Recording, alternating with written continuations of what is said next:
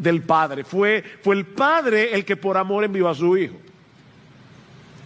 Así que es completamente absurdo hacer algún tipo de distinción entre el amor del Hijo y el amor del Padre, porque el Hijo y el Padre son uno, dice en Juan capítulo 10, versículo 31. El que me ha visto a mí, ha visto al Padre, le dice el Señor a Felipe. Tampoco podemos hacer ninguna distinción entre el Dios del Antiguo Testamento y el Dios que se revela en el Nuevo, porque es el mismo Dios.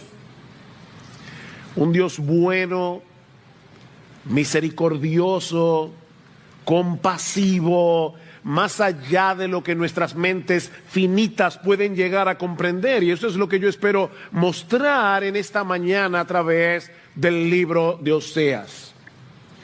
La historia que se narra en este libro sobre la relación matrimonial entre Oseas y Gomer es bien chocante. Pero el amor que esa relación ejemplifica es sencillamente incomprensible. Ese Dios infinitamente santo, perfectamente justo, que no tendrá por inocente al culpable, que no pasará por alto nuestros pecados, ha decidido amar a los suyos con un amor que, mis hermanos, escapa a toda comprensión. Pablo dice en Efesios 3, yo le oro a Dios para que ustedes puedan entender el amor de Cristo, el cual es incomprensible.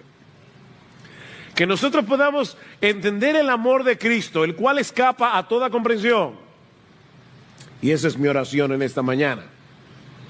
Este libro comienza como cualquier libro profético, cualquiera de los libros proféticos, ubicando el ministerio de Oseas en su contexto histórico. Veamos en primer lugar Israel en los días de Oseas, versículo 1. Palabra del Señor que vino a Oseas, hijo de Beeri, en días de Usías, Jotam, Acaz y Ezequías, reyes de Judá, y en días de Jeroboam, hijo de Joás, rey de Israel. Como la mayoría de ustedes saben, las 12 tribus que formaban la nación de Israel se dividieron durante los días de Roboam, el hijo de Salomón, quedando 2 tribus en el sur, Benjamín y Judá, que a partir de ese momento iba a ser conocido como el reino del sur o Judá, y 10 tribus en el norte, que a partir de ese momento iba a ser conocido como Israel. Y fue mayormente para ese reino del norte, Israel, que Oseas ministró. Durante la historia de estos 2 reinos, 19 reyes reinaron en el sur, 19 reyes reinaron en el norte. En el sur, la mitad de los reyes fueron temerosos de Dios. En el norte, todos fueron incrédulos.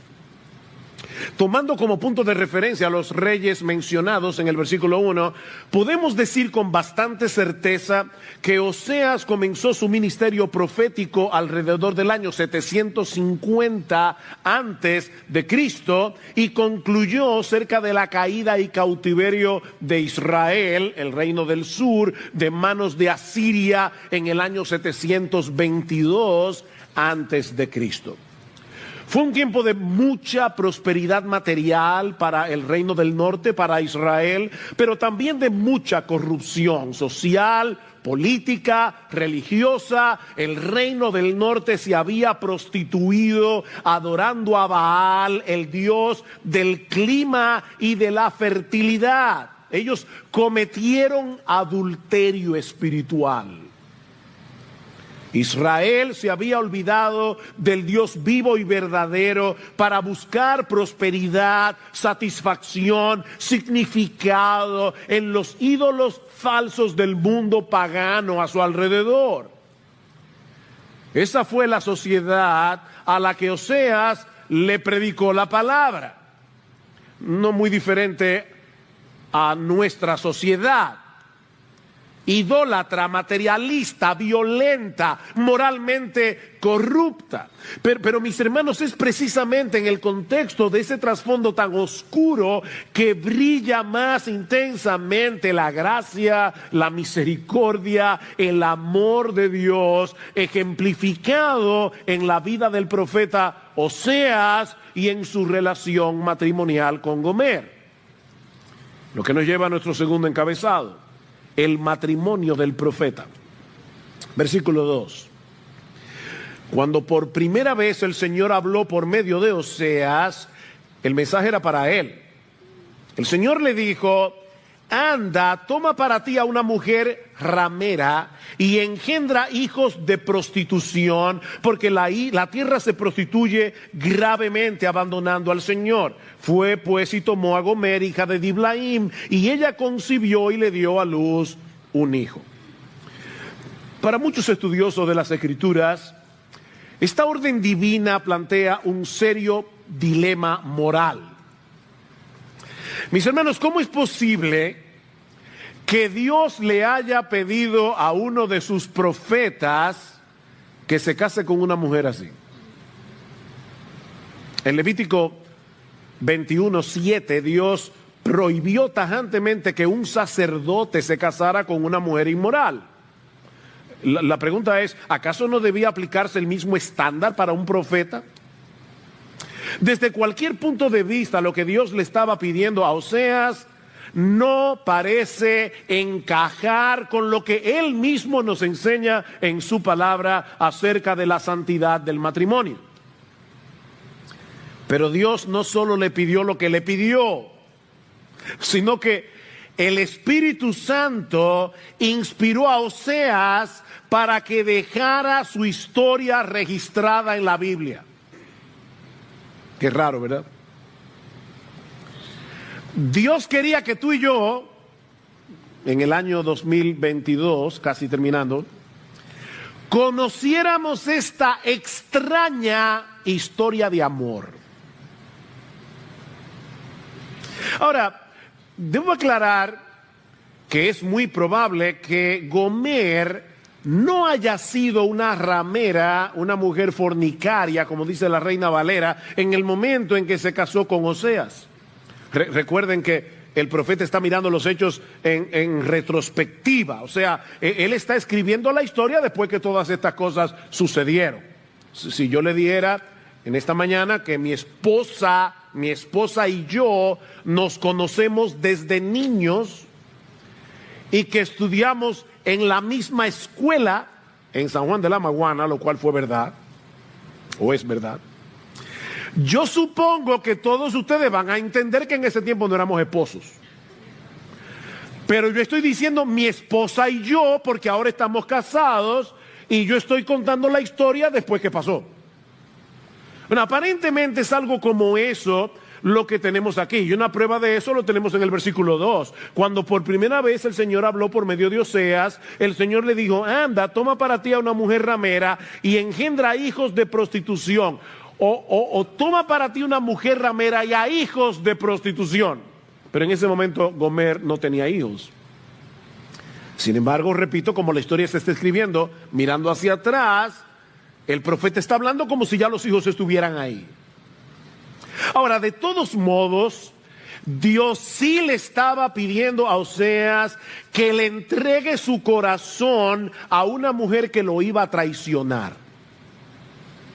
A una mujer que lo iba a humillar públicamente. ¿Ustedes se imaginan cómo fue para Oseas el día de la boda? Ya él sabía de antemano. Todo el mundo se casa, ¿verdad? Suponiendo que su matrimonio va a ser feliz. Esperando que su matrimonio sea feliz. Bueno, Oseas no tenía ninguna razón para esperar tal cosa, porque ya Dios le había dicho lo que iba a suceder con su matrimonio. Oseas, yo te estoy pidiendo que le entregues tu corazón a una mujer que no lo va a apreciar, a una mujer que te despreciará, a una mujer que terminará haciéndote infiel. Y yo sé que esto suena chocante, porque lo es. Pero mis hermanos, la historia que está detrás de esta historia es 1000 veces más sorprendente. Porque tú y yo somos Gomer y Dios nos tomó por esposa si somos cristianos. ¿Por qué nos choca tanto que Dios le haya pedido a un hombre de carne y hueso que se case con una mujer ramera cuando él decidió casarse con una prostituta? Dios decidió casarse con una ramera. Contigo y conmigo. ¿Te ofendes? Entonces tú no eres esposa del Señor. Porque si tú fueras esposa de Cristo, tú sabrías muy bien lo que la Biblia dice acerca de ti y acerca de mí. Oseas, mis hermanos, no es más que una sombra imperfecta de nuestro marido. Y tú y yo somos una sombra imperfecta de quien es Gomer. Cuando Dios nos escogió para ser suyos desde antes de la fundación del mundo, no lo hizo porque nosotros fuéramos atractivos a sus ojos. Él conocía perfectamente el tipo de personas que habríamos de ser antes de venir a Cristo. Y las veces que íbamos a pecar contra Él después de convertidos, incluyendo todas las veces que nosotros lo íbamos a abandonar por ir detrás de ídolos. ¿O ustedes creen que los cristianos no cometen el pecado de la idolatría? ¿Por qué ustedes creen que Juan termina su carta, primera de Juan, capítulo 5, versículo 20, diciendo: porque sabemos que estamos en el verdadero, en su Hijo Jesucristo, este es el verdadero Dios y la vida eterna, hijitos guardaos de los ídolos? ¿Por qué Juan termina una carta escrita para cristianos diciéndoles: hijitos guardaos de los ídolos? Porque tú y yo somos propensos a la idolatría. Un autor llamado Brad Bickney nos dice que un ídolo es cualquier cosa o cualquier persona que captura nuestro corazón, nuestra mente y nuestros afectos más que a Dios. Ahí está la frase clave. Más que a Dios. Puede que se trate de algo bueno en sí mismo. La esposa, el esposo, los hijos. Pero si lo deseas más que a Dios, ya se ha convertido en un ídolo. Cuando el hecho de no tener eso que deseas te causa irritación, te causa descontento, te causa ansiedad, te causa temor, eso es, mi hermano, mi hermana, un síntoma inequívoco de idolatría. Ese descontento, esa irritación, ese temor, esa ansiedad es un indicativo de que Dios no es suficiente para nosotros. Es un indicativo de que tenerlo a Él no nos basta. Tan pronto ese deseo desmedido se apodera de nuestro corazón, hemos cometido adulterio espiritual en la presencia misma de Dios. ¿Cuál es el primer mandamiento? No te harás dioses ajenos delante de mí. Esa frase es importante. Delante de mí, dice Dios. Todo lo que tú deseas más que a Él, escucha bien, mi hermano, es un altar idolátrico que estás colocando en la misma cara de Dios para hacerle infiel. No tendrás dioses ajenos delante de mi cara, dice Dios. Eso es como el esposo que pone la foto de su amante frente a la cámara, al lecho nupcial, en la habitación matrimonial. ¿Se imaginan eso?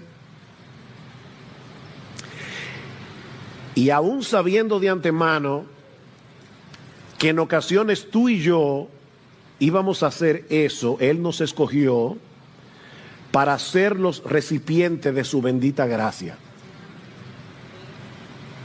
¿Qué dice Efesios 2? Él nos dio vida cuando estábamos muertos en nuestros delitos y pecados, en su bendita gracia. Nos espantamos, ¿verdad?, al leer la orden que Dios le dio a Oseas, pero mis hermanos, el mensaje del Evangelio debería resultarnos mucho más chocante.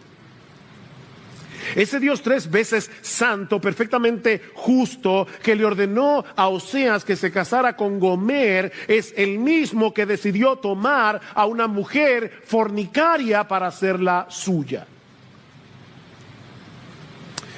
Pero volviendo a nuestra historia, poco tiempo después de la boda, Gomer sale embarazada.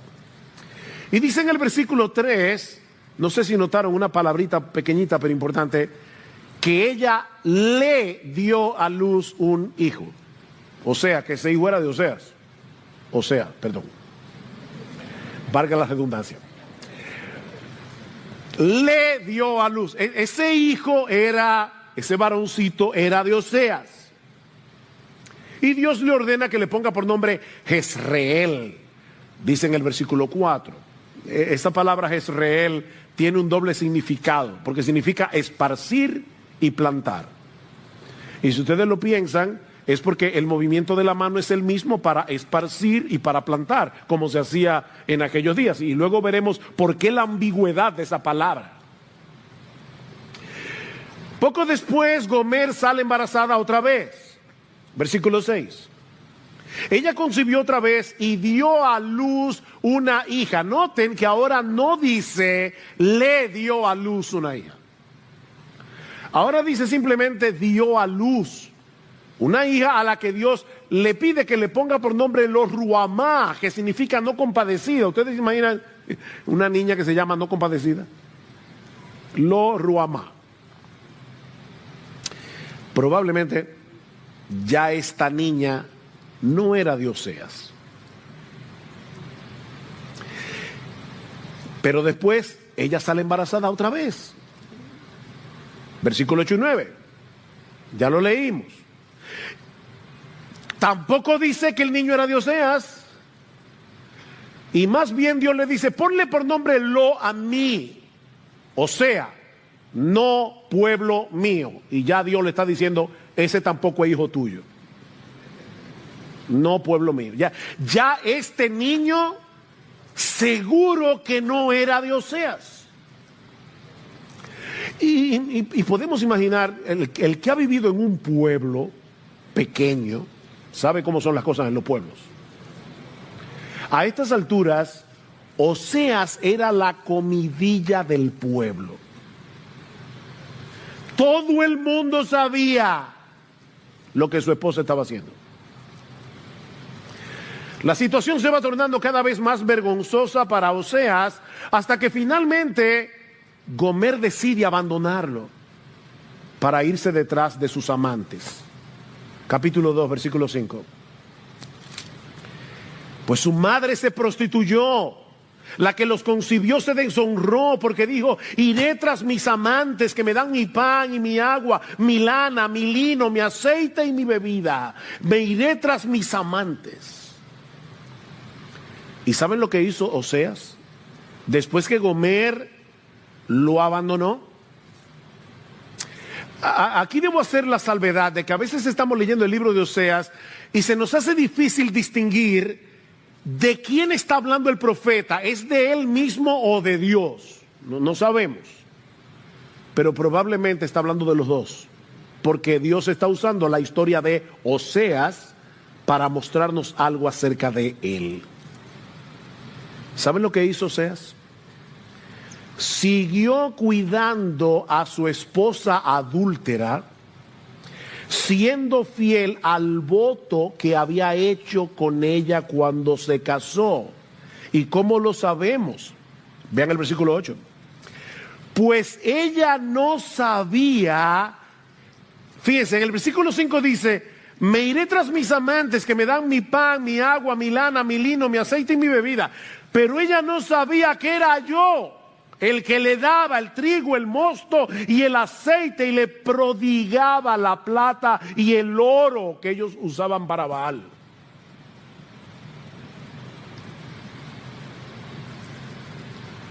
Óigame, qué esposo. Qué esposo. Nosotros no sabemos de qué manera Oseas le hacía llegar a Gomer las cosas que ella necesitaba. Y un autor sugiere, quién sabe si Oseas iba a encontrarse con los amantes de Gomer y le decía, mira, yo sé que tú eres el amante de turno de mi esposa y como yo sé que ella tiene necesidades, por favor, llévale eso de mi parte. Y tal vez el amante llegaba a la casa y le decía, mira lo que te traje. Y esta mujer insensata se le colgaba del cuello dándole las gracias. Ella no entendía, dice el texto, que era su marido el que la estaba cuidando. Ahora, yo sé que nos suena chocante, ¿verdad? Pero déjame hacerte una pregunta. ¿No es lo mismo que nosotros hacemos en el día de hoy cuando nos olvidamos que es Dios el que nos provee las cosas? De verdad, mira, vamos a ser honestos aquí. Yo no me imagino a ninguno de ustedes diciéndole al salario, gracias salario, porque por ti puedo ir al supermercado. No me imagino eso. Pero en el fondo del corazón, nosotros olvidamos que ese dinero que tenemos en el bolsillo, si bien es cierto que lo conseguimos trabajando, fue Dios que lo proveyó. Porque fue Dios que te dio el trabajo y fue Dios el que te dio la capacidad para que tú hagas lo que tú haces.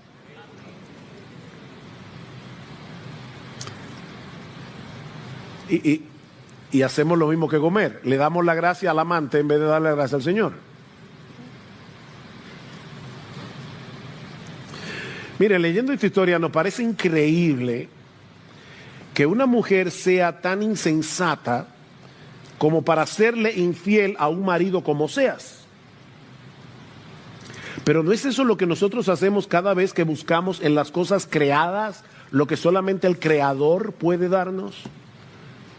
¿No somos también tan insensatos? No lo olviden, mis hermanos, nosotros somos Gomer.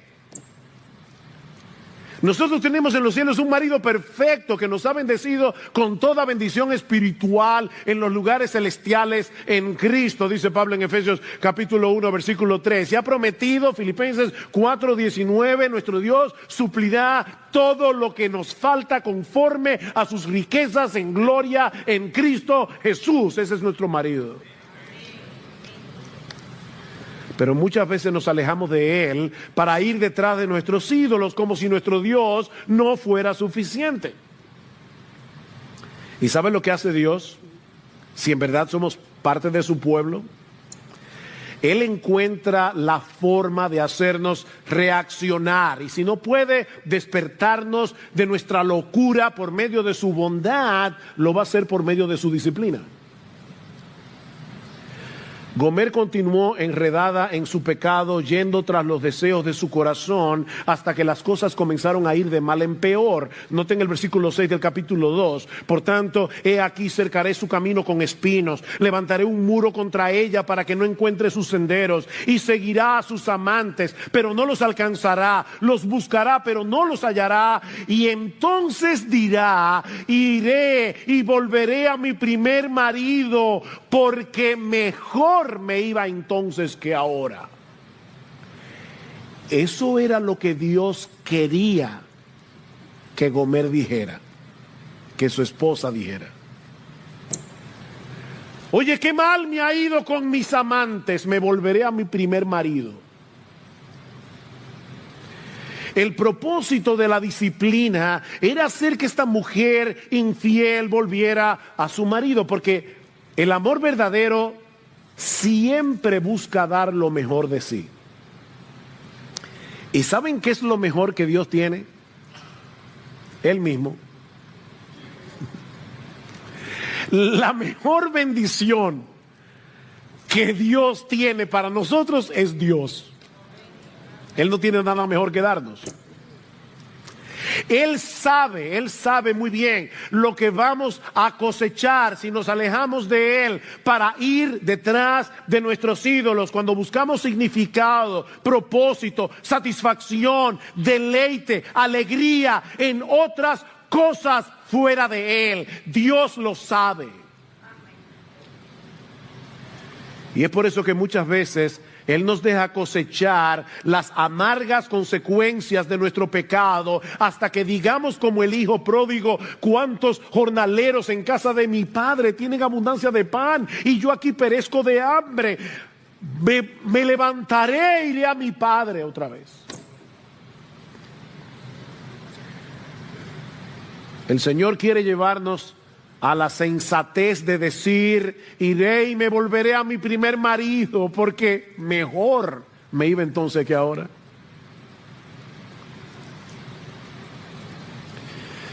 Pero lamentablemente esa no fue la reacción de Gomer. Todavía esta mujer no acababa de entender que su esposo era 1000 veces mejor que sus amantes, hasta recibir las consecuencias de su locura. Capítulo 2, versículo 9.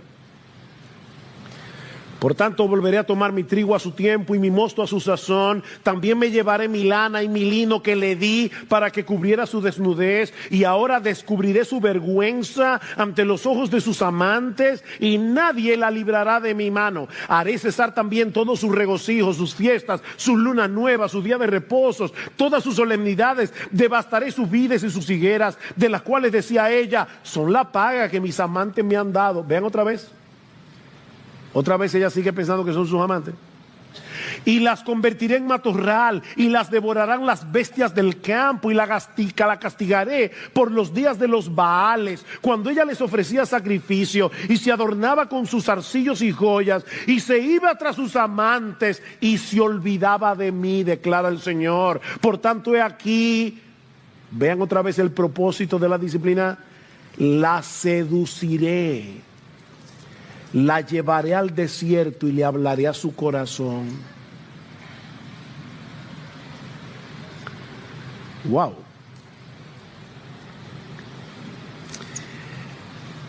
Eventualmente, Gomer fue desechada por sus amantes y tratada como una basura. Fue tal su degradación moral que Gomer terminó siendo vendida en el mercado de esclavos. Allí fue exhibida públicamente como una mercancía barata, esperando al próximo hombre que la comprara para abusar de ella. Pero entonces ocurre lo inesperado. Capítulo 3. Y el Señor me dijo, ve otra vez. Ama a una mujer amada por otro y adúltera, así como el Señor ama a los hijos de Israel, a pesar de que ellos se vuelven a otros dioses y se deleitan con tortas de pasas. La compré pues para mí por 15 siclos de plata y 1 omer y medio de cebada. ¿Ustedes se imaginan a Oseas participando en la subasta de su propia esposa? Todos los hombres en el mercado, mirándola con desprecio, ofreciendo poca cosa para comprarla. Mis hermanos, eso tiene que haber sido muy humillante para Oseas. Pero no solo estuvo dispuesto a pagar el precio que pedían por Gomer, sino que vuelve a reafirmarle el voto matrimonial, versículo 3. Y le dije, te quedarás conmigo por muchos días, no te prostituirás ni serás de otro hombre, y yo también seré para ti.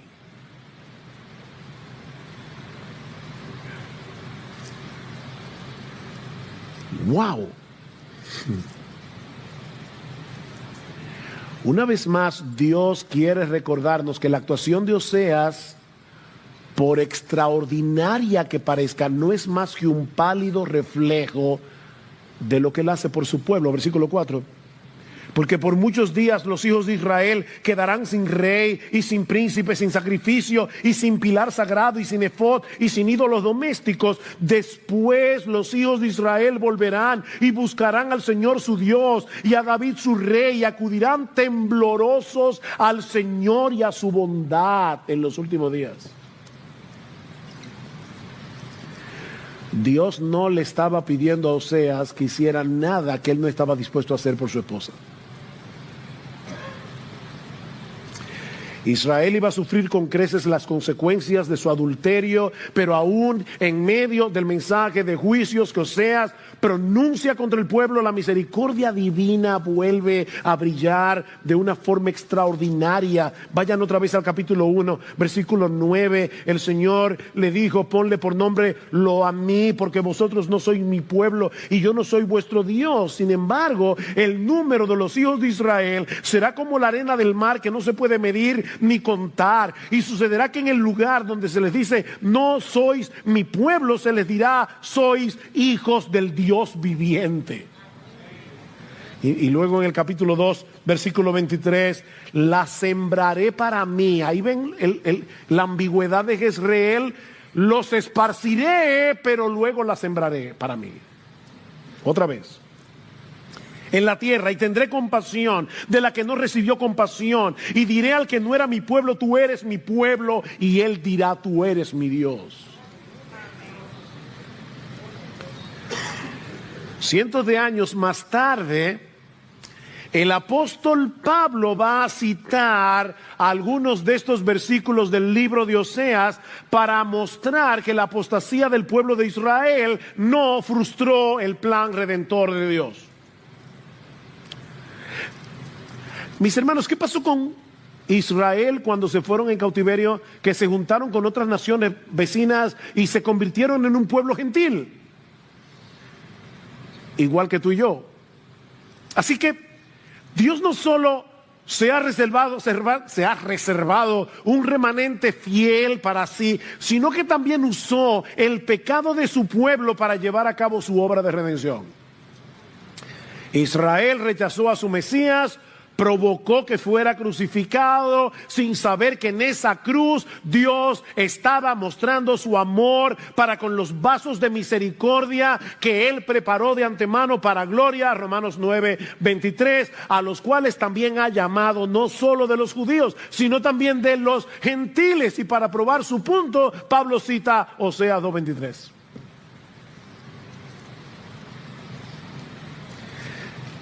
Dios también tuvo que comprar a una mujer infiel por esposa, y el precio que pagó por ella no fue 15 ciclos de plata y 1 omer y medio de cebada, sino la sangre preciosa de su precioso Hijo. Y con esa sangre nos compró. Hablando acerca de esto, dice Donald Barnhouse: cuando vemos este amor en operación a través del corazón de Oseas, puede que nos preguntemos, ¿y de verdad Dios es así? ¿Saben que para nosotros un amor tan sublime es tan anti-intuitivo que se nos hace difícil creer que Dios nos ama de esa forma? Pero sí, Dios nos ama de esa forma, porque lo dice su palabra, y porque la cruz lo dice a gritos. Sí, nosotros tenemos un Dios misericordioso, compasivo, bondadoso. Sigue diciendo Barnhouse: ¿cómo Dios quiere que veamos? Lo veamos a Él llevando a cabo su plan a través del pecado de sus criaturas. Y escuchen las palabras de este predicador.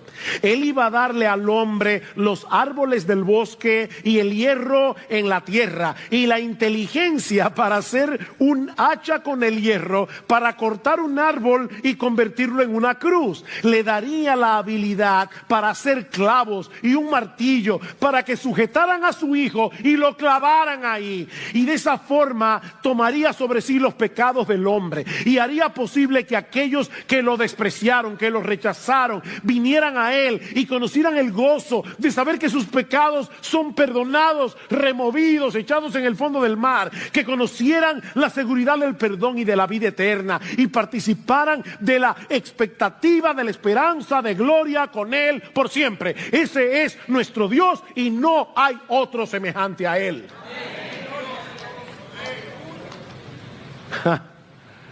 ¿Qué marido tenemos? Definitivamente Dios no es como nosotros. A nosotros se nos hace difícil amar así y entender un amor como ese. De hecho, hay un pasaje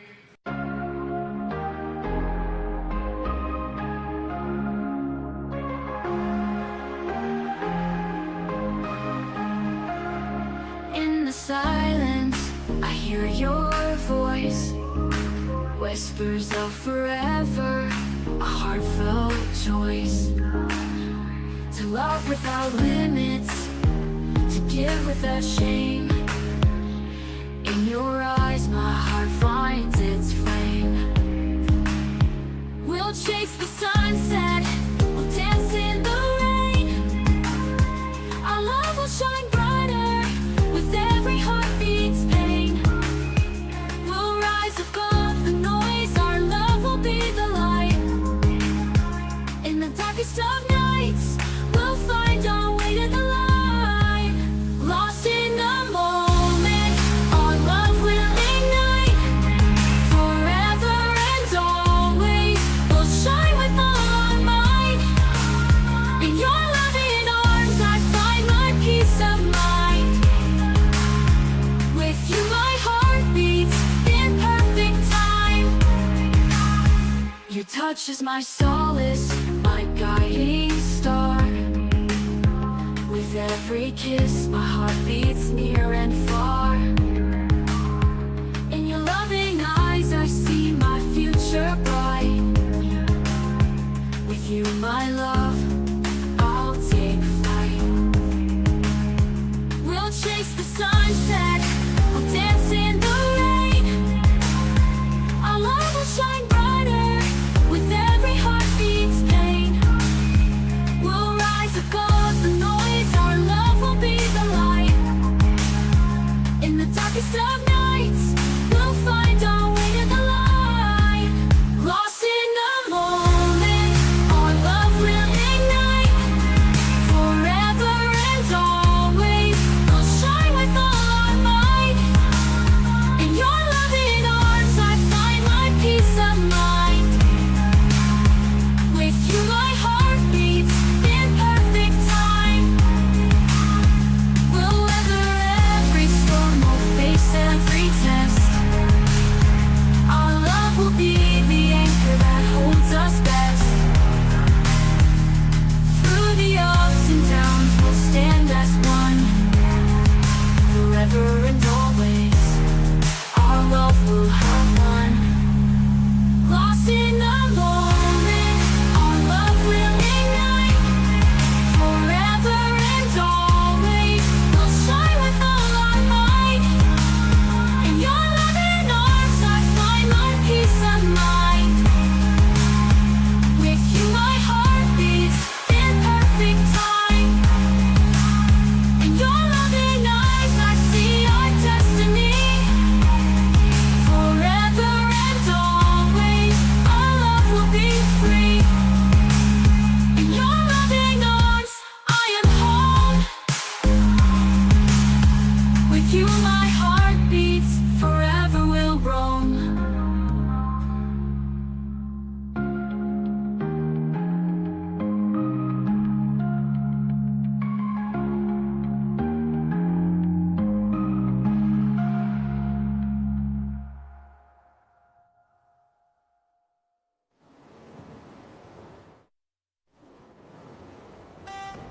Muy conocido en el libro de Isaías y muy mal interpretado.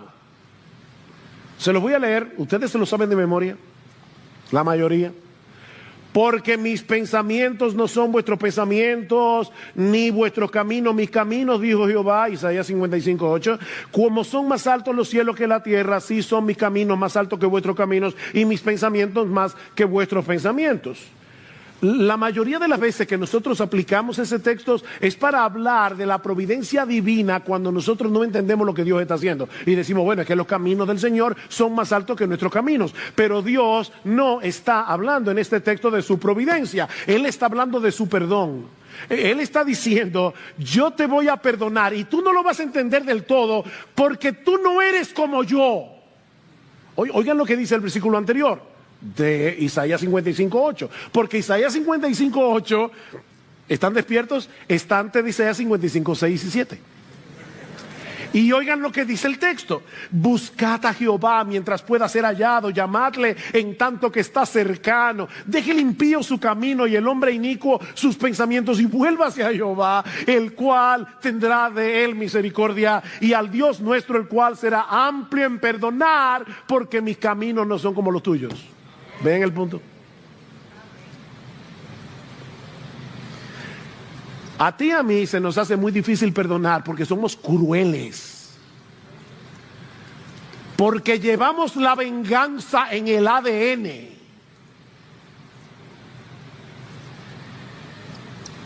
Pero nuestro Dios no es como nosotros.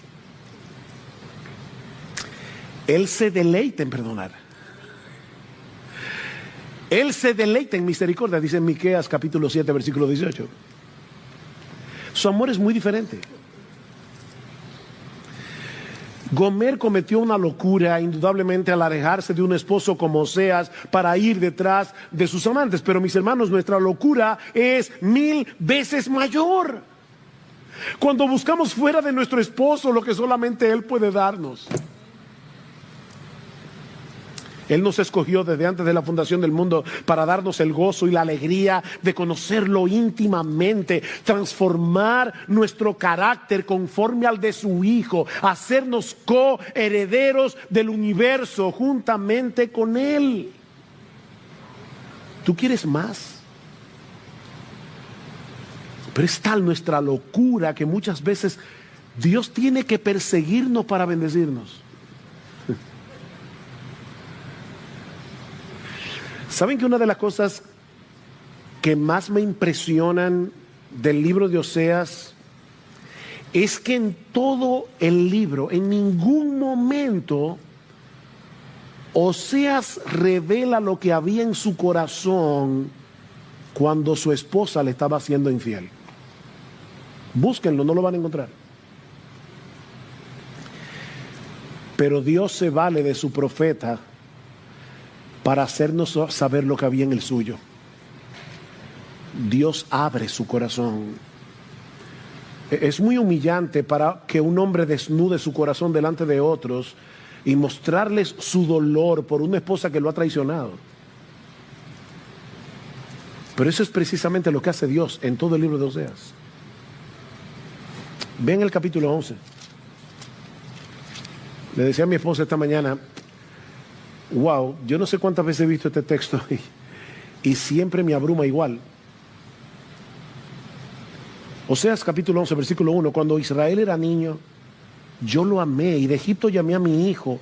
Cuanto más los llamaban los profetas, tanto más se alejaban de ellos. Seguían sacrificando a los Baales y quemando incienso a los ídolos. Sin embargo, yo enseñé a andar a Efraín. Yo lo llevé en mis brazos, pero ellos no comprendieron que yo los sanaba con cuerdas de amor. Los conduje con lazos de amor y fui para ellos como quien alza el yugo de sobre sus quijadas.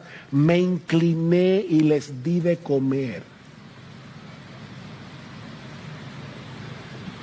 De verdad, mi hermano, mi hermana, ¿tú te imaginas a Dios así?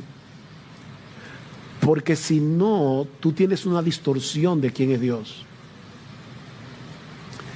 Versículo 8, perdón. ¿Cómo podré abandonarte, Efraín? ¿Cómo podré entregarte, Israel? ¿Cómo podré yo hacerte como Atma? ¿Cómo podré tratarte como Seboim? Mi corazón se conmueve dentro de mí, se enciende toda mi compasión.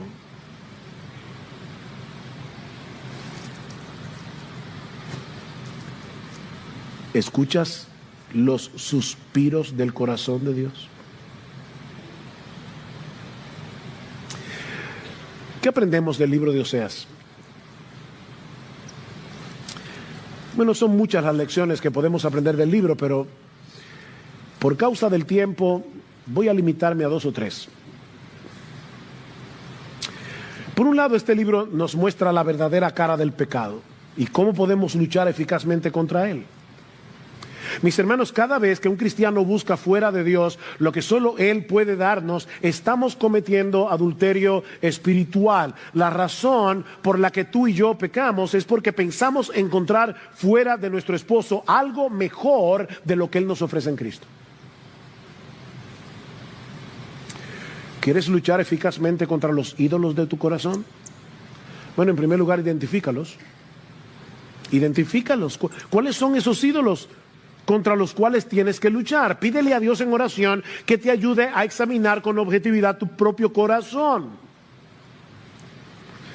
Déjame hacerte una pregunta. ¿Cuáles son los deseos que están controlando tus pensamientos y tus conversaciones? Porque de la abundancia del corazón habla la boca. ¿En qué tú sueñas cuando sueñas despierto? ¿Estás dispuesto a pecar para obtener algo que deseas o para retener algo que tú no quieres perder? ¿Tú estás dispuesto a pecar por eso? ¿Hay alguna cosa aparte de Dios que te haga sentir seguro? ¿Alguna cosa que tú creas necesitar, aparte de Él, para ser feliz, para que tu vida tenga propósito, para que tu vida tenga significado? ¿Cuáles son tus temores? ¿O qué te causa ansiedad? ¿Cuáles son las cosas que te irritan o te producen descontento? Porque todas esas cosas, los temores, la ansiedad, la irritación, son alarmas que Dios ha puesto en nosotros que nos ayudan a discernir cuando alguna cosa nos está interesando demasiado, cuando lo estamos necesitando más que a Dios. Son alarmas. Examínate a ti mismo y luego recuerda quién es tu marido. Recuerda el costoso amor con que Él te ha amado y los beneficios espirituales sin número que Él ha derramado sobre ti y desea seguir derramando por toda la eternidad. Medita en eso, mi hermano, hasta que el brillo pasajero del pecado se desvanezca por completo a la luz del invencible, inexplicable, soberano, inagotable amor de Dios que nos escogió y nos buscó cuando estábamos muertos en nuestros delitos y pecados, y en el altar del matrimonio nos hizo suyos. Yo, Jesús, te tomo por esposa delante de nuestro Dios y prometo serte fiel en los sufrimientos y gozo, en pobreza y abundancia, en salud y enfermedad. Yo prometo amarte y alegrarte como tu compañero, no hasta que la muerte nos separe, porque yo seguiré siendo tu esposo aún después de la muerte.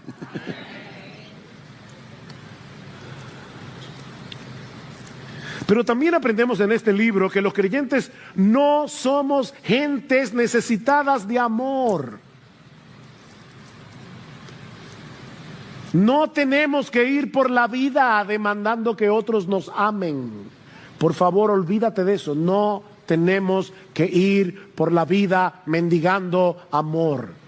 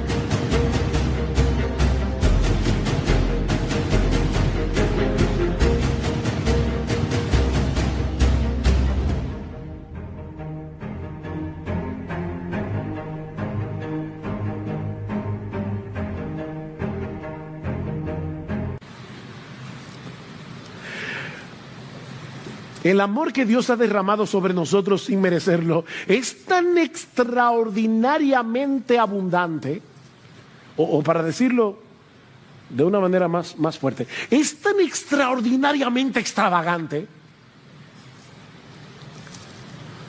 que, como bien señala Edward Welch, nuestra meta debe ser amar a las personas en vez de necesitarlas.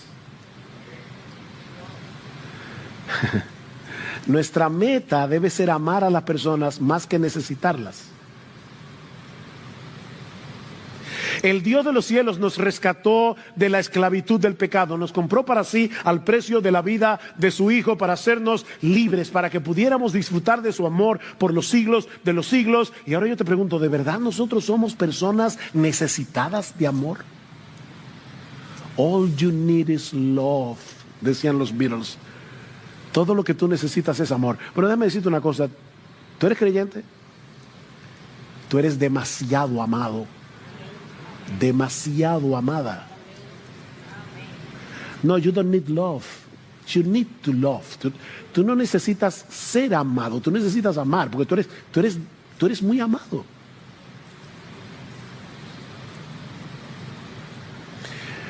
No deberíamos ir por el mundo buscando a ver a quién le hacemos partícipe del sobreabundante amor con que nosotros somos amados en Cristo. En tercer lugar, si tú eres cristiano, pero te has enfriado en tu relación con el Señor, vuélvete a tu marido. Vuélvete. Mira, yo creo en la soberanía de Dios y yo espero que tú también la creas. Si Dios es soberano, Él te trajo hoy aquí para hablarle a tu corazón a través del libro de Oseas.